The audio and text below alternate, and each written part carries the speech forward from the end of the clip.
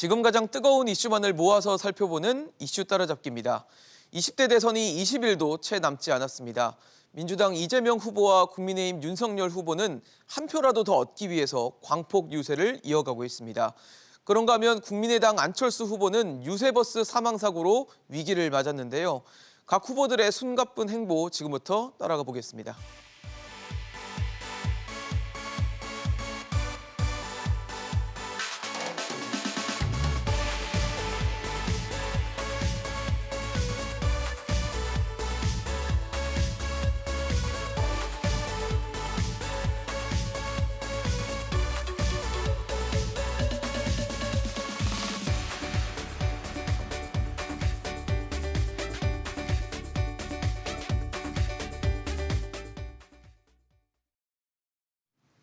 네, 오늘 함께해 주실 세 분 소개하겠습니다. 부산 가톨릭대 차재원 특임교수, 서정욱 변호사, 장윤미 변호사 나오셨습니다. 어서 오십시오. 안녕하세요. 안녕하세요. 네, 오늘 이슈 따라잡기 첫 번째 이슈는 이재명 옆집에서 무슨 일이라는 이슈입니다.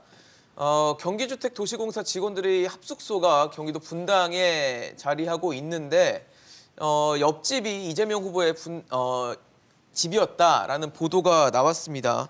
이 부분에 대해서 일단 국민의힘에서는 불법적으로 대선 준비를 했던 게 아니냐, 이렇게 붙어 있을 수가 있냐 이런 의혹을 제기했는데 민주당에서 허위라고 하고 있고요. 이거 어떻게 보세요? 양측의 입장이 논리가 있는 얘기입니까? 일단 국민의힘에서 합리적인 추론이라고 이야기를 하잖아요. 그 합리라는 부분에 상당히 아마 그 근거로 삼는 것이 공교롭게도 경기도지사 집 옆에 경기도 그렇죠. 산하기관의 그 합숙소가 있었다. 당시에는 경기도지사였죠. 예, 이재명 그렇죠. 후보가. 예, 그렇죠. 그런 그 자체가 상당히 우연한 그 인연이라기보다 그러게요. 인연이라고 이야기하기에는 상당히 고개가 갸웃거릴 수밖에 없다. 아니 근데 분당 그다음에 같은 동네도 아니고 같은 동네도 아니고 옆집이거든요. 같은 또 아파트에 같은 층에 같은- 지금 그렇죠. 그렇죠. 라인의 옆집이니까. 라인 옆집에 딱 그러니까 상당히 희귀한 인연이죠. 그러게요. 이번 대선은 보면 말이죠. 참 기이한 우연들 이 상당히 많아요. 예를 들면 윤석열 후보 부친의 집을 김만배 누나가 사줬다든지 네. 이런 우연들을 비롯해서 과연 이런 것들이 과연 우연에만 그러니까요. 해당될 것이냐의 부분이고 네. 또 하나는 사실 그 지금 합숙소로 사용되고 있는 집이 그 집의 전거주자가 또 옆집으로 살았기 때문에 물론 이웃끼리는 친할 수 있겠지만 네네. 각별히 친하고 또 그 옆집 살았던 사람의 그 가장이 네. 그러니까 남편이 또 그 성남의 성남 산하단체의 시청에, 예, 또 이 간부로 근무를 네, 했다고 하셨다고 그러거든요. 하고. 그런 부분들이 상당히 이해가 안 된다는 부분이고요. 또 하나는 당시 이 경기 주택공사 사장이 리틀 이재명이라 불렸던 이원욱 변호사였습니다. 그렇기 때문에 이분이 또 그 뒤에 그러니까 이재명 지사가 성남시장을 간두고 네. 이 공석이 된 성남시장에 도전할 때 이재명 지사가 당시에 그러니까 그때는 지사 되기 전이죠. 네네. 그러니까 경기도지사 지사 되기 창조 전에. 연설을 할 정도로 상당히 각별한 사이였다. 그런 측면에서 지금 이 국민의힘이 주장하는 선거 캠프의 가능성이 높다는 이야기도 있고 또 그리고 공교롭게도 이 직장인들의 익명 커뮤니티에 네네. 아마 이 지금 그러니까 성남 경기주택도시공사를 주택공사를 GH라고 네. 그러잖아요. GH 직원으로 보이는 사람이 왜 이재명 지사의 그 공약을 그 우리 사장님이 지시하느냐 네네. 그런 또 이런 게시물이 올랐다고 그래요. 그러네요. 저희가 지금 화면에도 보여드리고 있는데 대선 공약을 만들려는 지시를 내렸다. 이 커뮤니티가 지금 익명입니다. 자신의 소속이 입증 밝혀- 회사 메일로 밝혀지지 인정하지 않는데. 않으면 예, 이게 노출이 안 되기 때문에 100% 맞다라고 보기는 어렵지만 그렇죠. 상당히 높은 확률로 볼 수도 있다. 그런 그래서- 의구심은 든다라는 그렇죠. 거겠죠. 그러니까 지금 대선 공약을 만들었다는 지시를 내렸다는 것이 예. 만약에 GH 안에서 상당히 돌았던 소문이라고 한다면 그 지금 지시가 이행된 장소가 아닐까라고 의심을 해볼 수 있다는 것이죠. 그리고 또 그러니까요. 하나는 지금 합숙소 규모가요. 60평이 넘는데 지금 4명이 살았다는 거 아닙니까? 4명이 그렇구나. 살았는데 네. 주로 20, 30대 젊은 직원들이 살고 있다는 식으로 이야기를 하고 있다고 그래요. 근데 지금 상당히 그러니까 원래 이 지금 판교 근처에 지금 그 개발 사업을 위한 건데 네. 지금 이 분당에 지금 이 합숙소가 있거든요. 네네. 그렇다고 한다면 판교 근처에는 4명이 합숙할 데가 없어가지고 그렇게 찾다 보니까 지금 그렇을까요? 분당까지 왔다는 이야기인데 근데 지금 MZ 세대가 보면 보통 합수를 달라고 하면 요즘은 다 개인 단독 주택을 선호한다는, 예를 들면 그렇죠. 1인 오피스텔 같은 걸 선호하지. 개인의 프라이버시를 좀 그렇죠. 보전해달라, 네 명이 뭐 그런 같은 의미였을 텐데. 합숙소에 이렇게 모여 있다는 것 자체도 상당히 좀 이해가 안 되는 측면이 있다. 그런 측면들을 본다고 한다면 그 국민의힘이 이야기하는 합리적인 추론이라는 부분에 상당히 좀 방점이 찍힐 수밖에 없는 상황인 것 같습니다. 그런데 어쨌든 제가 생각했을 때는 이걸 갖다 실체 진실을 밝히는 부분은요, 나중에 뭐 향후 수사가 들어갈지 안 들어갈지 모르겠습니다만, 저는 일단 GH가 이런 국민적 의혹이 제기되었다고 한다면 이 지금 개인 신상 정보는 공개를 하지 않는다 하더라도 제한된 범위 내에서는만이라도 언론에 공개할 필요가 있지 않나. 누가 어떤 목적으로 살았다는지를 구체적으로 좀 밝혀줄 필요가 있지 않나 생각이 듭니다. 그러니까요. 참, 그러니까 우연이라고 할 수 있다면 어떻게 봐야 될지, 이게 참 우연인지 아니면 정말 합리적인 의심으로 봐야 될지 궁금한데, 이 내용 지금 차지원 교수님 말씀해 주셨던 내용과 함께 뭐 초밥 10인분 포장 배달해서 그거 법인카드 유용 의혹과 또 맞물려서 얘기를 하는 부분도 있어요. 의혹이 의혹을 물고 나오고 있습니다. 그렇죠. 이게 그 많은 초밥은 누가 먹었을까? 네, 10인분입니다. 저는 이제 그 기생충의 그 의혹이 마지막 퍼즐이 맞춰졌다. 기생충 있잖아요. 네. 이렇게 보고요. 지금 이게 변명을 하더라도 좀 이게 국민의 상식에 맞는 변명을 해야죠. 제가 이제 그 찾아보니까 GH 공사 있잖아요. 네. GH가 이제 2019년에 530명입니다. 직원이. 경기주택도시공사 직원들이 2019년에 지금 이게 좀 2019년 늘었지만 2020년에 얻었으니까. 네네. 그런데 이렇게 평지군까지 100여 개의 그 숙소가 있다고 하잖아요. 그럼 이게 530여 명의 직원의 100여 개의 숙소면, 그럼 이게 도 직원 중에 몇 프로를 숙소를 주는지, 우리 출퇴근하는 가정자가 있는 집도 많잖아요. 그렇죠. 그 점에서도 이게 이해가 안 되고요. 네. 저도 여러 군데 공기업에 제가 사회이사를 해봤지만 네. 시내 직장도 평지군한데 60평대 노른자의 아파트를 주는 데가 어디 있습니까? 평지군에게 60평대 최고급 이게 그 노른자의 아파트를 숙소로 한다? 이거는 이게 말이 안 되고요. 그다음에 두 번째 말이 안 되는 게 전혀 이게 양쪽 다 서로 몰랐다고 하잖아요. 네. 양쪽 다. 그런데 GH 사장이 이현욱 사장 있죠. 네네. 저보다 2년 후배 변호사입니다. 2년 후배세요? 예. 연수원은. 네네. 근데 이분이 성남시장 예비후보 나왔었죠. 은수미하고 그때. 네. 그때 구호가 뭐냐? 내가 이재명이다. 이게 구호입니다. 그만큼 이게 이재명 시장과 후계자. 이현욱 변호사가 이게 아주 친한, 정말 이게 그 피보다 진한 이게 물입니다. 아주 친한 사이예요. 측근이다 말씀이신 예. 거죠. 이런 분이 그 바로 집 앞에 얻었는데 예. GH에서도 몰랐다. 그다음에 이재명 후보도요. 저도 이게 요즘 이게 도시화 시대 돼가지고 이웃과 연대가 없어도 저희 그 아파트에 앞집, 옆집 1, 2, 3, 4호가 있거든요. 앞에는 여기 의사분이 사는구나 인사를 네. 하니까 그 정도는 압니다. 어떻게 양쪽 다 그렇게 친한 사이에 서로 전혀 몰랐다. 이게 말이 되는 변명입니까? 저는 지금 여기 또 이재명 후보가 이런 비슷한 전과가 있어요. 옛날에 그 왜 그 성남 FC의 홍보팀에 일하다가 네. 교통연수원에 그 처장 가가지고 이낙연 후보 공격하던 댓글 달던 이런 사건이 있었잖아요. 그분도 이게 그 공기업에 근무하면서도 네. 이낙연 후보 공격에 앞장섰단 말이에요. 이런 식으로 이게 공기업에 동원해가지고 선거운동하는 이런 전례가 있거든요. 저는 상당히 그 초밥 간 것부터 해가지고 거기서 비밀 회의를 한다든지 이런 게 아지트로 이용한 게 아닌가 이런 의심이 강하게 든다는 거예요. 그러게요. 그러니까 참 의혹에 대한 해명, 설명이 좀 국민들이 납득이 갔으면 좋겠다라는 생각은 드는데 국민들께서, 유권자들께서 어떻게 생각하실지는 좀 의문인 것 같습니다. 어떻게 보세요? 일단 드러난 사실관계에 기반해서 지금 의혹 제기가 좀 합리적인지를 짚어볼 필요는 분명히 네, 있어 네. 보입니다. 일단 국민의힘 쪽에서는 이게 바로 옆집에 있었기 때문에 그림자 캠프로 운영한 거 아니냐. 왜냐하면 현재 공직선거법상 딱 등록된 선거 캠프가 아닌 곳에서 선거운동 캠페인을 할 수는 없습니다. 왜냐하면 굉장히 좀 음지화될 수 있기 때문에 공식화된 선거 캠프 한 곳을 좀 지정하도록 돼 있는데 네. 지금 나오는 사실관계들, 그러니까 경기도 주택도시공사는 관할하는 지역이 상당히 높습니다. 이 개발 현장의 관리감독 계속 책임을 지고 있기도 하고 그래서 일단 그 GH 측의 해명 내용을 들어보면 우리가 운영하고 있는 사택이 100여 곳 정도에 또 이른다. 네네. 그리고 현장에서 점검을 할 필요 때문에 이렇게 운영을 하고 있고 내규에 따르더라도 어떤 출근지와 이 직장의 직원의 그 거주지가 한 30km 정도가 넘게 되면 네네. 이렇게 사택을 얻을 수 있도록 지침도 갖고 있고 그 지침에 어긋남 없이 사택을 얻어서 했던 거고 그 인근에 뭐 분당과 또 판교가 다소 거리가 있다라고 하더라도 그 현장을 점검하기 위해서 얻은 것은 맞다라고 해명을 내놓고 있고요. 그렇다면 두 번째, 이 전세 계약을 체결한 게 지금 또 언론에서 지적하는 의혹 중에 하나는 이 당시 지사 그리고 김혜경 씨의 지인으로부터 이 계약을 체결한 거 아니냐라고 하는데 정확하게 사실관계를 짚자면 사실 그 지인이 이사간 이후에 전세 계약은 체결했습니다. 그렇기 때문에 뭔가 연결고리, 의혹을 계속해서 던지지만 정말 뭐 그림자 캠프라고 할 정도의 어떤 실체가 있는 것인지 상당히 좀 정치 공세적인 측면이 좀 분명히 있어 보이고 그리고 한 100여 곳이 넘는 사택을 운영한다고 하는데 뭐 리틀 이재명이라고 불렸던 그 도시공사 사장이 네. 그렇게까지 다 결제를 일일이 하는지도 좀 의문입니다. 그 두 사람 간의 친분 관계는 별개로 이 옆집에 의도적으로 얻었다, 전세 계약을 체결했다, 아직까지 그 부분까지는 드러난 게 없어서 뭔가 반대급부로 윤석열 후보 아까 지적해 주신 것처럼 아버지의 집을 그 김만배 네. 씨의 누나가 본인이 원래 개를 키우려고 살겠다고 했습니다. 그런데 전세를 놨죠.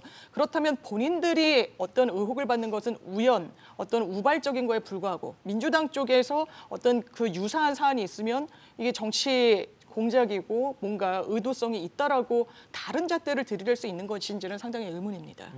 참 말씀을 해주신 것처럼 우연이었을까에 대한 뭐 확실한 사실 검증이 쉽지는 않아요.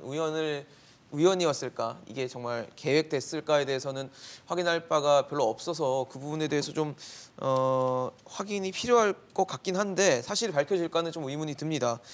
일단 민주당은 이재명 후보의 배우자인 김혜경 씨가 대국민 사과도 했고 그랬기 때문에 일단 뭐 묻지 마시기 의혹에 대해서는 좀 무대응으로 가겠다라는 기조인 것 같은데 뭐 아무래도 이제 선거가 얼마 남지 않았다 보니까 표심의 이런 어떤 스탠스가 어떻게 다가갈지도 좀 의문이 들거든요. 어떻게 보세요? 일단 뭐 김혜경 씨 관련된 여러 가지 의혹들이 있었습니다만 이재명 후보의 지지율이 뭐 갑자기 빠진다든지 그런 양상은 보이지 않아요. 그렇기 때문에 아마 이런 지금 이 국민의힘 쪽의 여러 가지 의혹 제기에 대해서 일단 지금 공보단 차원에서의 네. 그러니까 지금 부인만 하고 나머지 그러니까 당사자들이 적극적으로 해명을 하지 않는 네. 일종의 좀 문개기 작전으로 나가는 게 아마 민주당의 전략인 것 같아요. 그리고 지금 사실은 여러 가지 의혹이 있다고 하더라도 뭐 지금 윤석열 후보를 둘러싼 또 의혹들도 많기 때문에 네네. 이러한 부분들을 따져봤을 때는 민주당 쪽에서는 타격은 크지 않다. 그렇기 때문에 일단은 지금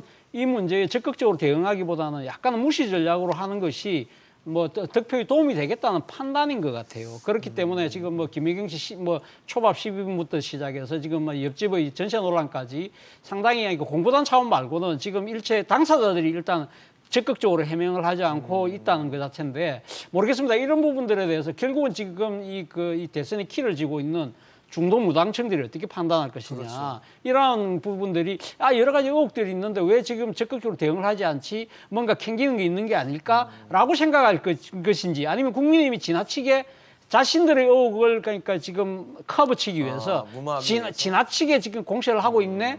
이러한 부분들에 대해서 어떻게 생각할지 그렇죠. 이런 부분들은 지켜봐야 될 대목이긴 합니다만 저는 생각했을 때는 상당히 그러니까 지금 집권을 하려는 입장이라고 한다면 여러 가지 제기된 의혹들에 대해서는 좀 적극적으로 해명할 필요가 있지 않나. 예를 들면 앞서 지금 옆집 논란 같은 경우에 이재명 후보 측에서 네.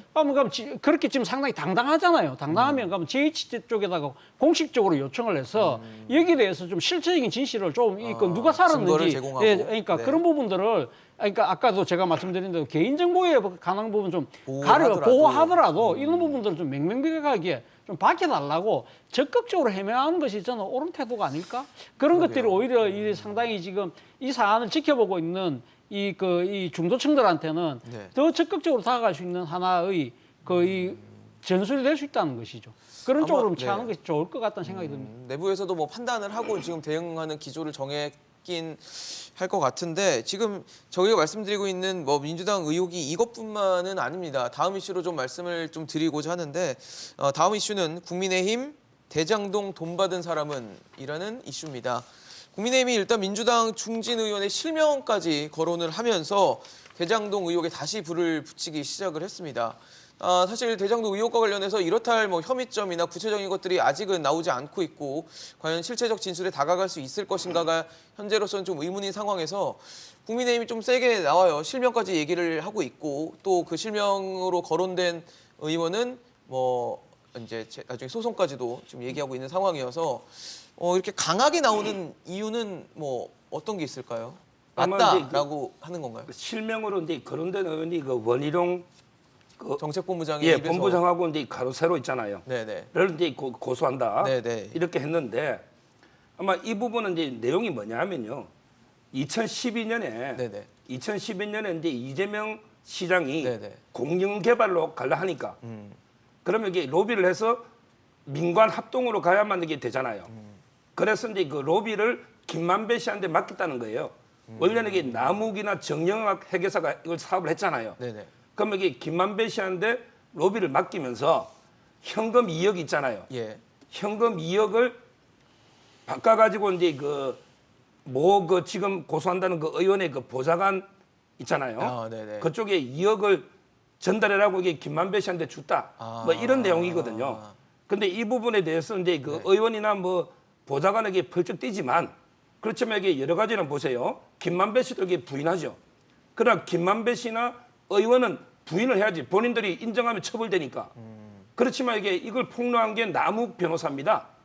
그다음에 이걸 보강 증거는 정영학 녹취록이에요. 그러면 이게 녹취록이 있고 그다음에 남욱 정영학 회계사가 거짓말할 이유가 없잖아요. 이분들이 이거 2억 줬다는 거 해봤자 본인들한테 형량에 도움되는 것도 아니에요. 굳이 거짓말할 이유가 없는 사람들이죠.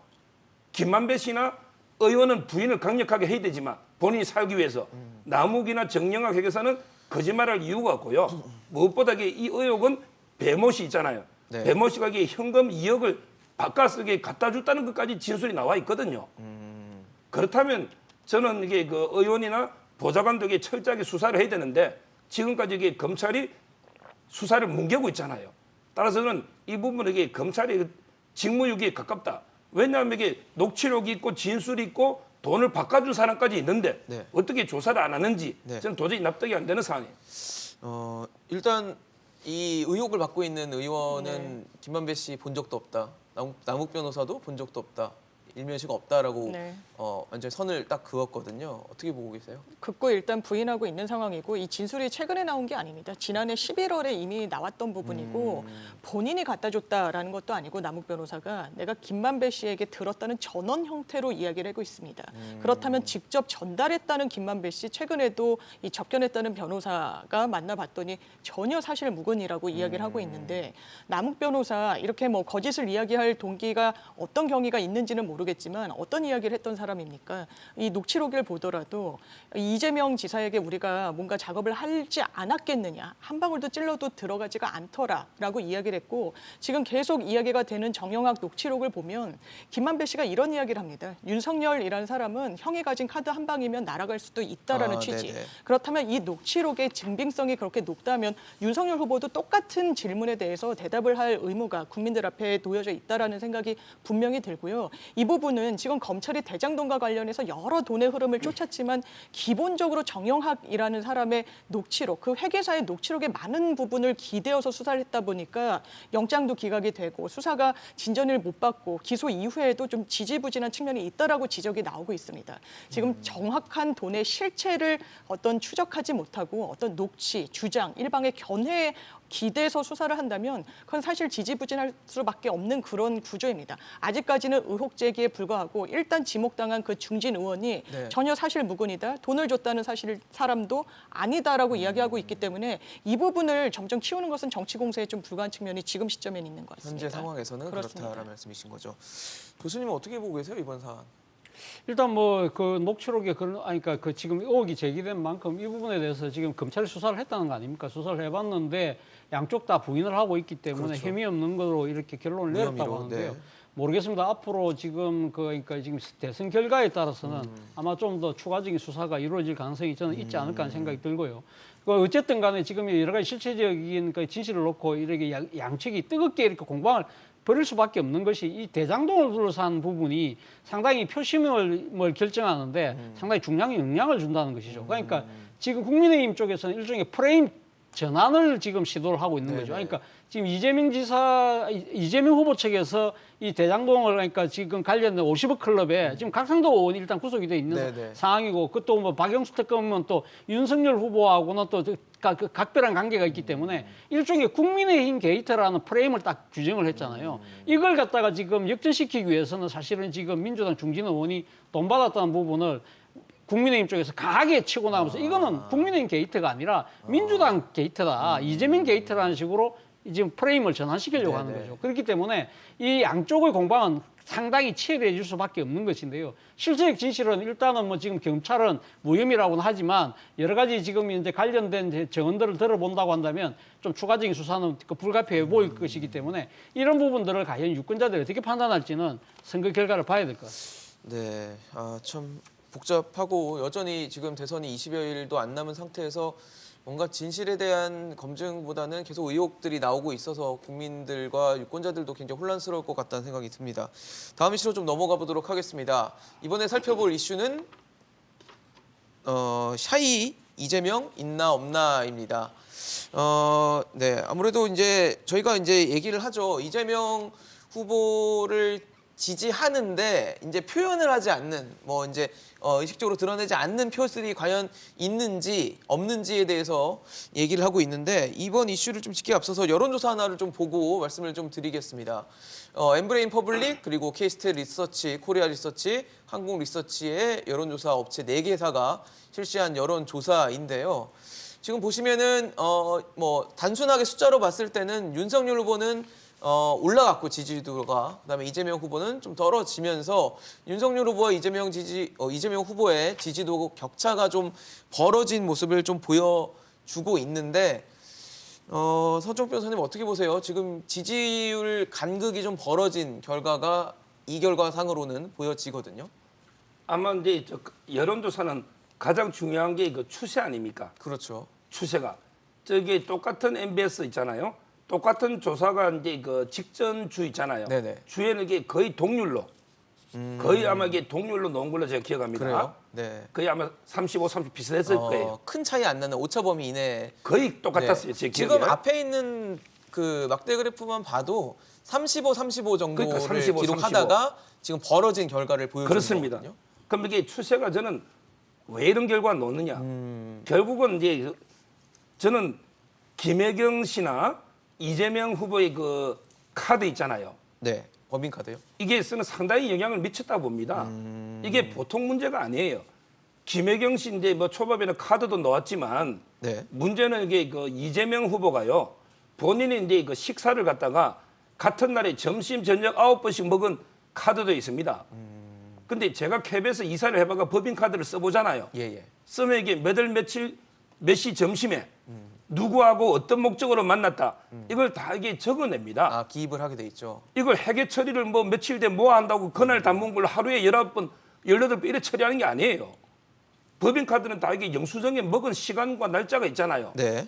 그럼 이게 하루에 밥을 어떻게 9번씩 18번을 먹는 겁니까? 이게 도저히 납득이 되는 겁니까? 카드가. 그 의혹이 이 지지도에 영향을 줬다라는 그렇죠. 말씀이신 그 거예요? 이야기를 제가 드리는 거예요. 도저히 상식적으로 밥을 그렇게 카드를 이게 국민의 혈세 세금 아닙니까? 세금을 그렇게 저는 이렇게 하면 이게 그 허위 공문서 작성입니다.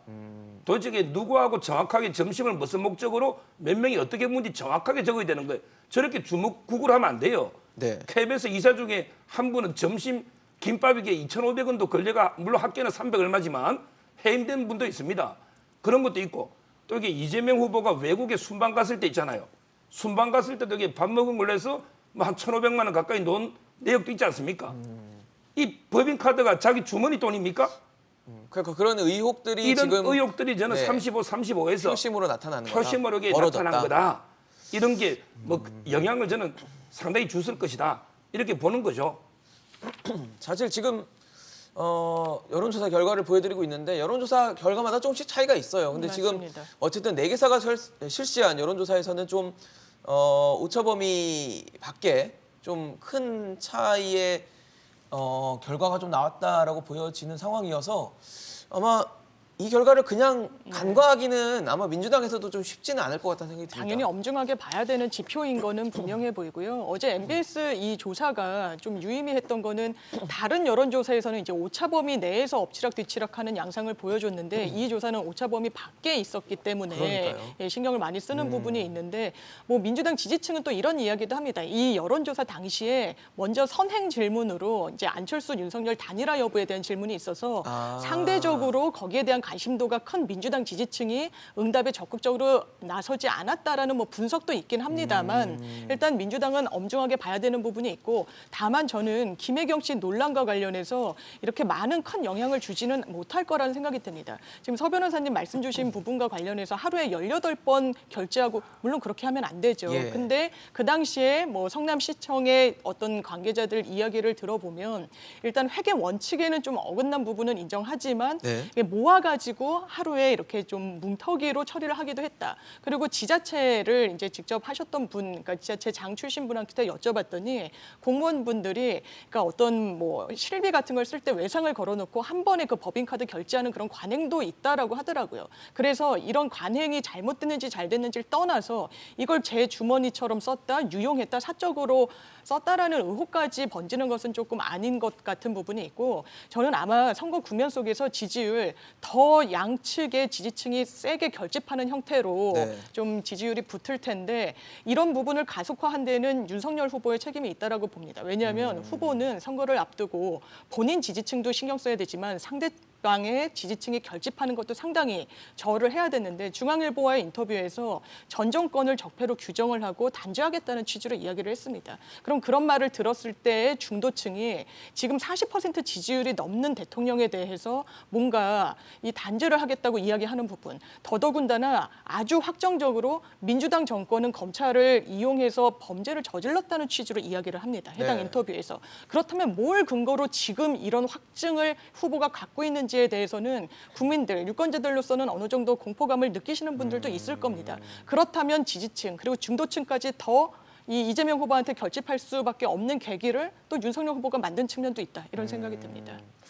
그렇군요. 참 그러니까 해석을 참 여러 가지로 할 수 있는 그런 결과가 아니었나라는 생각이 드는데 사실 문재인 대통령의 지지율이 역대 네. 대통령 그러니까 이맘때쯤 네. 이 임기를 얼마 남겨놓지 네. 않은 이 시점에 지지율로 봤을 때는 상당히 높아요. 40%를 넘는 지지율도 좀 보여주고 있어서 이런 부분들이 어떻게 보면 민주당의 어떤 지지율과 연동이 되는 것인가. 네. 사실 이재명 후보를 친문으로 분류하지는 않기 네. 때문에 네. 어떻게 연동되는 것인가도 좀 궁금한데 어떻게 보십니까? 일단 뭐 민주당 측에서는 사실 그 문재인 대통령의 국정 지지율이 상당히 높기 때문에 그러니까 이재명 후보 지지율보다 높기 때문에 그 차이가 네네. 나름대로 샤이 이재명일 가능성이 높다고 아마 판단하는 것 같아요. 그리고 아까 장윤미 변호사 말씀처럼 예. 윤석열 후보의 그 전 정권에 대한 그 적폐 수사 네네. 의지 발언이. 때문에 소위 말해 친문이었지만 반이 또는 이 비이재명 지지층들이 결집할 가능성이 있다. 그 생각하는 그 경우가 많은 것 네네네. 같아요. 뭐 일부 그럴 수도 있겠죠. 그러나 저는 사실 문재인 대통령의 국정 지지율을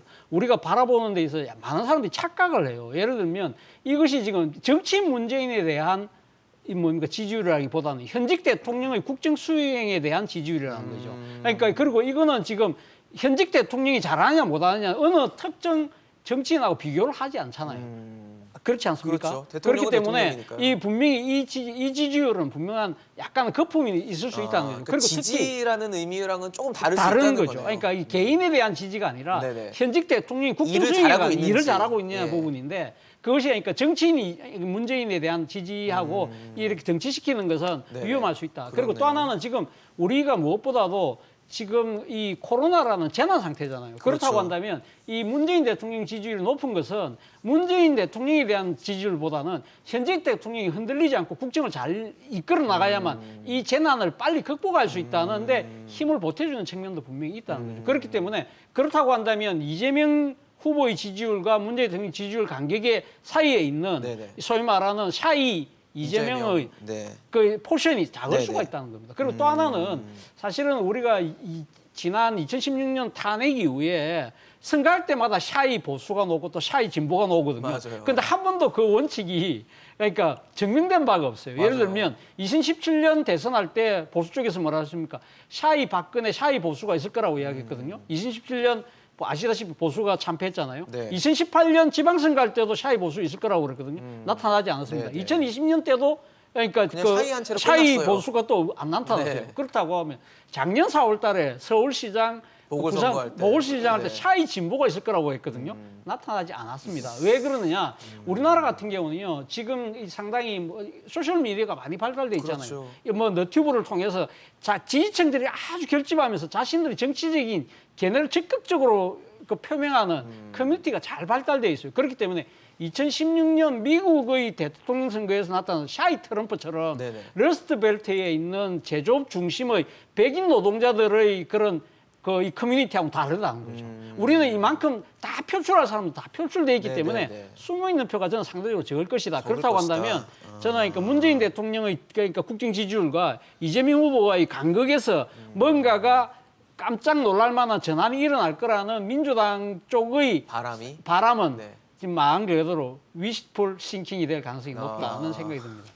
그러게요. 뭐 지금 이재명 후보 측에서는 이 부분에 대해서 좀 고무적으로 생각할 수도 있겠다는 생각은 드는데 반대로 윤석열 후보 측에서는 40%라는 숫자를 받아든 것에 대해서 사실 안심할 만한 상황은 또 아니거든요. 물론 이제 그렇죠. 예. 근데 저는 샤이 이재명도 없고요. 샤이 윤석열도 없다고 봐요.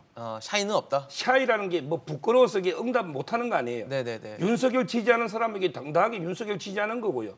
이재명 후보 지지하는 사람은 당당하게 지지하는 거예요. 굳이 그걸 부끄러워서 숨길 이유도 없고요. 또 이게 여론조사가 익명성이 있는데 그걸 굳이 이게 뭐 본인이 드러나는 것도 아니지 않습니까? 따라서 저는 샤이라는 거는 서로가 이게 희망상일 뿐이고 실제 없고요. 실제는 없다. 그다음에 하나만 더 말씀드리면 이 문재인 대통령이 지지율 40% 돼 있잖아요. 네네. 여기에 저는 이재명 후보한테 가장 아킬레스건이다. 오히려. 이렇게 봅니다. 왜냐하면 이게 문재인 대통령이 뭐 전 국민의 존경을 받아가 세종대왕처럼 지지율이 뭐 역대 대통령이 제일 높고 이게 아니에요. 오히려 이게 김대중 노무현 대통령보다 저는 못하다 봐요. 김대중 노무현 대통령은 본인 지지층 외에 통합을 위해서 본인 지지층이 반대하는 일도 했기 때문에 지지율이 10%대 한 자리까지 떨어진 적이 있습니다. 그렇지만 이게 역사는 노무현을 평가하고 김대중을 평가합니다. 문재인 대통령은 철저하게 편가르기, 내 편, 네 편 철저하게 편가르기를 갔으니까 항상 반대는 50%, 찬성 40%, 이미 우리 국민이 두 조각 난 거예요. 이거는 역대 대통령들이 가장 부끄러워해야 될 편가르기입니다. 이게 자랑이 아니에요. 자, 그렇다면 이 지지율에 이재명 후보는 진퇴양난이죠. 왜냐하면 이게 문재인 대통령과 차별화를 해야만 정권이 찾아오는데 차별하려면 친문이 달아나고 문재인 대통령 그대로 선거하려니까 40% 초반밖에 안 되는 거예요. 네. 50%는 못 가잖아요. 이게 저는 이재명 후보의 가장 지금 딜레마다 이런 이제 생각이 드는 거고요. 네. 앞으로 이게 이재명 후보가 어떻게 문재인 대통령과 차별하면서도 또 이게 그 지지율을 친문층을 다 받아갈지. 받아가는 예. 이런 이게 고민이 있다. 저는 그렇게 봅니다. 그렇겠네요. 전략적으로 어떻게 해 나갈지도 좀 중요한 부분일 것 같은데 아마 민주당도 그렇고 이재명 후보도 이 부분에 대한 고민을 많이 하고 있을 것 같다는 생각이 듭니다. 다음 이슈를 보면서 이 부분도 연계해서 말씀을 좀 드리도록 하겠습니다. 이번에 보실 이슈는 이재명, 최서원도 주술은 안 했다라는 내용입니다. 국정농단 사태 당시에 비선 실세로 지목됐던 최순실 씨 이름을 바꿔서 최서원 씨인데 이재명 후보가 최 씨를 거론하면서 윤석열 후보의 무속 논란에 대한 공세를 폈습니다. 아무래도 뭐 최근에 지지율이 좀 박스권에 갇혀 있다 혹은 떨어지고 있다라는 부분에 대한 뭐 인식을 했기 때문인지 좀 이재명 후보 측도 좀 세게 이 부분에 대해서 강조를 하고 있는 상황인데 어떻게 보세요? 이게 왜냐하면 국민들이 이 의심을 거두고 있지 않기 때문에 당연히 민주당에서는 언급을 할 수밖에 없는 주제인 것 같습니다. 일단 토론회에서 후보가 손바닥에 왕자를 그것도 여러 차례 쓰고 나왔다는 거. 그 본인 아파트 사시는 곳에 지지자분들이 써주셨다고 하는데 제가 아는 변호사들 거기가 법원 앞에 있어서 상당히 어떤 구조인지를 잘 아십니다. 네네. 근데 그럴 수 있는 구조가 아니라는 데 의견이 좀 모아지는 부분이 있고 그렇다면 이런 무속 논란을 자초한 측면이 있고 단순히 뭐 구술한다, 무속인을 신뢰한다라는 차원이 아닙니다. 지금 윤석열 후보와 관련돼서 이른바 건진법사라는 사람이 등장하는 여러 국면들, 네. 이를테면 본인이 어떤 공직을 수행하는 데 있어서 합리적인 판단을 저해하는 요소로 작용한 게 아닌가라는 의혹이 제기되기 때문에 이 부분이 문제인 겁니다. 일례로 이건 언론이 지적한 내용입니다. 건진법사가 이만희 신천지 교주도 이 영매에 가까운 사람이다. 함부로 건드리면 안 된다라고 해서 압수수색을 단행하지 않았다라고 하는데 2차 TV 토론회에서 윤석열 후보 아니라고 했습니다. 뭐 보건복지부의 요청으로 이게 음지화될까 봐 압수수색을 하지 않았다는 건데 추미애 전 당시 법무부 장관의 이야기는 다릅니다. 윤석열 후보가 본인이 인신구속까지 하겠다고 공언하다가 갑자기 입장을 철회하더라. 내가 압수수색을 단행하라고 명령을 내리니까 입장을 철회했는데 그게 갈등을 겪던 추 전 장관의 어떤 지시 때문이었는지 아니면 정말 건진법사가 압수수색 등 강제 수사에 대해서 조심하라고 언급을 했기 때문이지 예. 어떤 해명도 저는 들어본 적이 없는 것 같고 두 번째로 지금 윤석열 후보가 당시 검사일 당시에 봐주기로 했다는 이현동 전 국세청장이 있습니다. 이 부분이 왜 문제냐면 최종적으로 무죄를 받았는데 똑같은 사실관계가 대법원에서 원세훈 전 국정원장 같은 경우에는 달리 판단을 받아서 돈을 주고받은 문제가 있었는데 그 사실관계를 완전히 달리 구성을 해서 똑같은 범죄 혐의로 원세훈 전 원장은 유죄, 이현동 전 국세청장은 무죄를 받았습니다. 이 건과 관련해서 대법원의 해명이 그렇습니다. 검찰이 분리기소를 하고 입증에 있어서 뭔가 부족함이 있었기 때문에 유무죄가 갈린 것으로 보인다. 그렇다면 이 이현동이라는 사람이 본인이 수사선상에 오르자 어떤 행위를 했냐.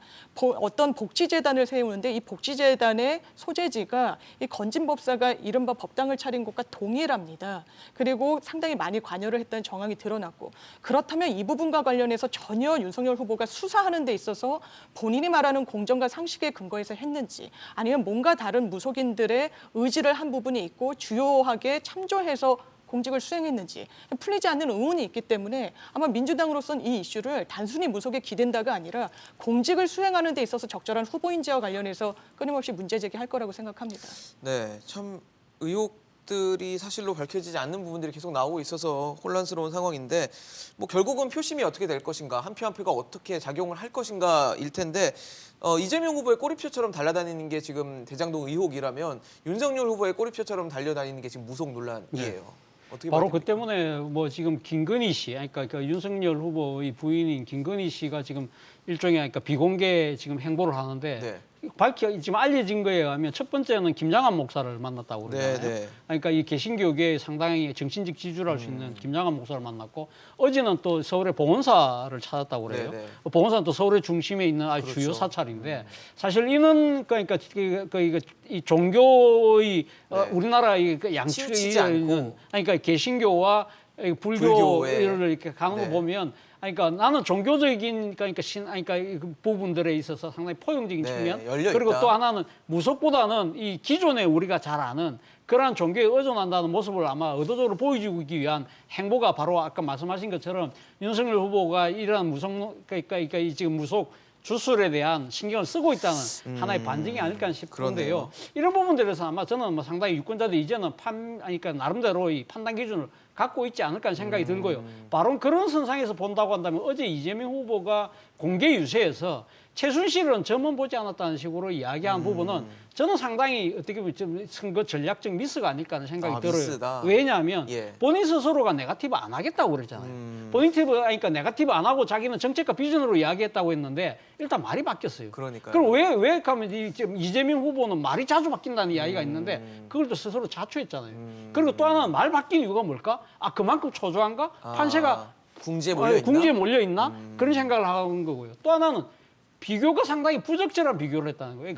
최순실은 점 안 봤다면 점 안 본 부분 갖고 가면 최순실은 면접으로 봤나요? 그건 아니잖아요. 그런 식으로 그러니까 지금 최순실 씨가 개입해서 상당히 국정농단했던 부분은 모든 국민들이 지금 붕괴하고 있고 네네. 분노해서 그렇게 대통령 파면까지 갔던 사안인데 이걸 갖다가 마치 최순실 씨는 점을 안 봤기 때문에 상당히 뭔가 조금 상대적으로 우울한 것처럼 삐치는 식의 논리를 전개했다는 것은 상당히 문제가 있다는 거고 무엇보다도 어제 뭐 보도가 됐지만 이재명 후보도 간상가한테 부부가 다 이게 나름대로 그걸 봤다는 거 아닙니까? 그러면 일각의 사람들이 봤을 때는 저건 내로남불 아니야? 이렇게 똑같은 거 생각할 수도 아니야? 있어요. 정도의 차이는 있지만 그런 측면에서 봤을 때는 제가 생각했을 때 이재명 후보의 어제 발언이. 본인이 공개 뉴스에서 직접 이렇게 육성으로 발언하는 것은 저는 상당한 전략적 미스였다는 생각이 듭니다.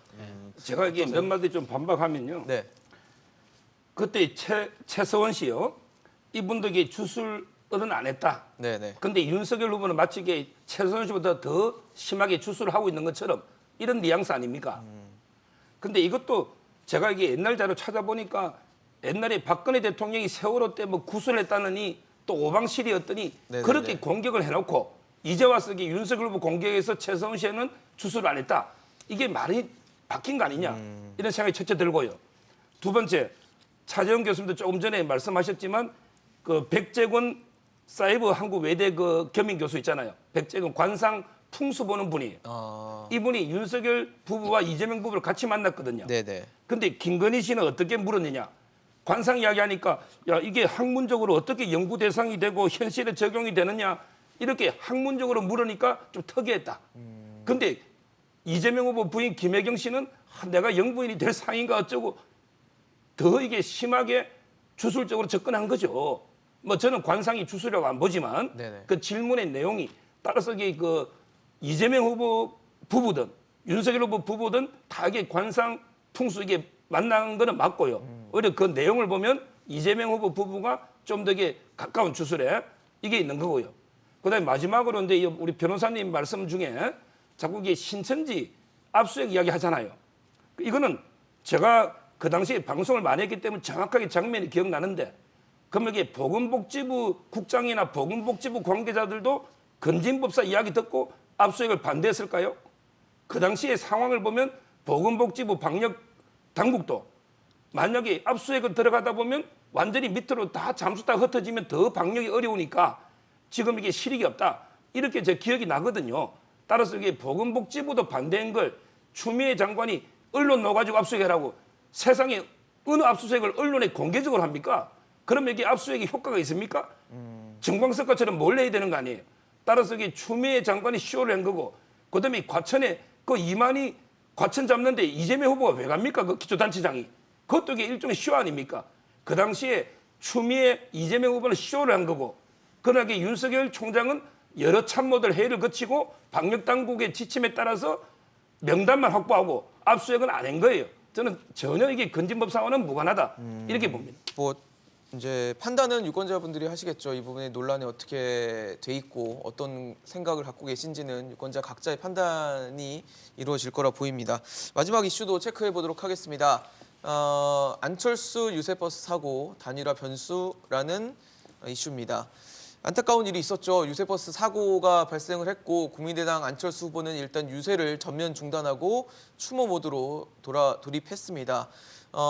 이 자리에 빈소에 윤석열 후보도 왔고 또 이재명 후보도 찾았어요. 그래서 이제 안철수 후보와 독대를 하고 얘기를 하는 위로를 하는 장면들을 저희가 언론 통해서 봤는데 일단 윤석열 후보는 안 했다고 했는데 단일화와 관련된 뭐 발언은 안 했어도 어느 정도 교감은 있었을까에 대해서 많은 분들이 아무래도 궁금해하실 수밖에 없는 시점이다 보니까 어떻게 보시는지 궁금합니다. 일단 그 상중인 자리에 조문을 하러 가서 명시적으로 이 대화를 나누기는 어려웠을 것 같고 맞아요. 이제 안철수 후보도 이제 18일, 19일 그 돌아가신 두 분의 이제 발인이 예정돼 있기 때문에 그때까지는 공식 선거 운동을 하지 않겠다는 네네. 것 같습니다. 그렇다면 그 이후에 본격적으로 선거 운동을 개시할 것인지와 관련해서 그러니까 국민의힘 측은 단일화에 대한 어떤 공감대 필요성에 대해서는 상당히 좀 소극적인 부분도 있는 것 같습니다. 그러니까 물밑 작업 이런 부분이 없다라고 하기도 하고 일단 대표적으로 이준석 대표가 사실 이런 사고가 나기 전까지는 굉장히 강경하게 심지어 조롱하면서 부처님 손바닥 안에 있는 무슨 손오공의 비유를 하면서 수가 빤히 보인다. 단일화 제안을 한 그 안철수 후보의 어떤 제안을 상당히 폄훼를 했는데 네네. 그렇다면 이 단일화에 대한 요구가 이 당내에서 주류는 좀 아닌 것 같다. 그리고 그렇게 급하다고 생각하지 않고 다만 국민의힘 측에서는 좀 뭐 부적절할 수는 있지만 이제 이 사고를 계기로 안철수 후보가 낙담하고 이제 선거운동의 동력을 좀 잃었을 수도 있기 때문에 뭔가 본인이 출마한 부분을 철회하지 않을까라고 내심 기대하는 분위기도 좀 읽혀지는 부분이 있는 것 같습니다. 그런데 거기에 반해서 민주당으로서는 안철수 후보가 만약에 드롭을 하게 되면 그 표의 상당 부분이 윤석열 후보 측에게 가기 때문에 뭔가 완주해주기를 계속 기대하면서 본인들과 힘을 합칠 수도 있다는 그런 분위기를 계속해서 비치는 그런 전략으로 임하지 않을까라는 생각이 듭니다. 교수님 어떠세요? 교감이 있었을까요?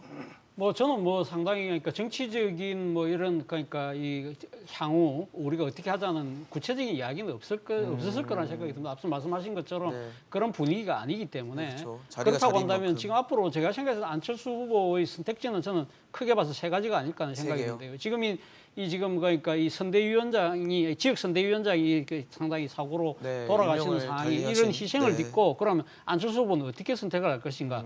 가장 제가 봤을 때는 그런 희생을 딛고 나는 정치적인 마이웨이 내 길을 가겠다는 것이 훨씬 더 클 가능성이 높다는 생각도 들고 그리고 또 하나는 안 그러면 이 모든 사태에 대한 책임을 지고 제가 가면 물러나겠습니다. 그거 할 가능성도 있고 또 하나는 지금 그 국민의힘이 바라듯이 상당히 그러면 그러니까 단일화에 전격적으로 합의해 주는 건데 사실은 그거는 이 어떻게 보면 정치적 항복이잖아요. 그렇죠. 그렇다고 한다면 안철수 후보 입장에서는 이런 그 지지자들의 희생을 딛고 그럼 내가 정치적 항복을 하겠다? 이건 상당히 논리적으로도 맞지가 않은. 맞지 않을 수 있다는 거죠. 그렇다고 한다면 윤석열 후보 쪽에서는 어떻게 할 것이냐? 그러면 그렇죠. 마이웨이 할 가능성이 훨씬 높아 보인다고 한다면 그럼 윤석열 후보는 안철수 후보가 일단 제의한 여론조사를 잡아야죠.